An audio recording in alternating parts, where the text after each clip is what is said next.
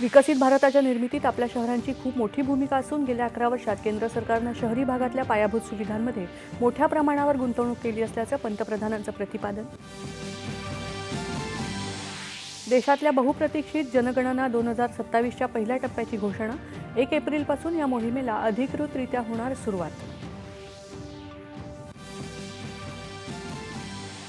महाराष्ट्रात सध्या राजकारणाची परिस्थिती अतिशय खालावलेली असून लोकप्रतिनिधींचे लिलाव सुरू असल्याची मनसे अध्यक्ष राज ठाकरे यांची टीका. शिवसेना प्रमुख बाळासाहेब ठाकरे यांच्या जन्मशताब्दीनिमित्त राज्यात विविध लोकाभिमुख उपक्रम राबवले जाणार. मुंबईत आरोग्य आपल्या दारी मोहीम राबवणार एकनाथ शिंदे यांची माहिती.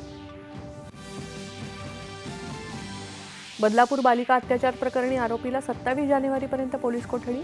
असे खटले जलदगती न्यायालयात चालवले जावेत, मंत्री दादा भुसे यांची मागणी.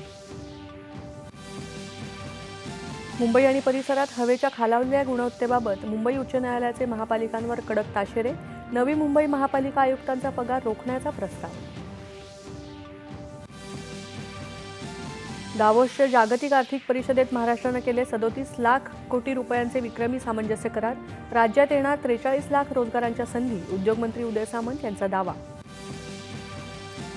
स्वातंत्र्यसैनिक नेताजी सुभाषचंद्र बोस यांच्या जयंतीनिमित्त देशभरात पराक्रम दिवस साजरा. शिवसेना प्रमुख बाळासाहेब ठाकरे यांना 100व्या जयंतीनिमित्त मान्यवरांची आदरांजली. आणि रायपूर इथे सुरू असलेल्या T20 सामन्यात न्यूझीलंडचं भारतापुढे विजयासाठी 209 धावांचं आव्हान.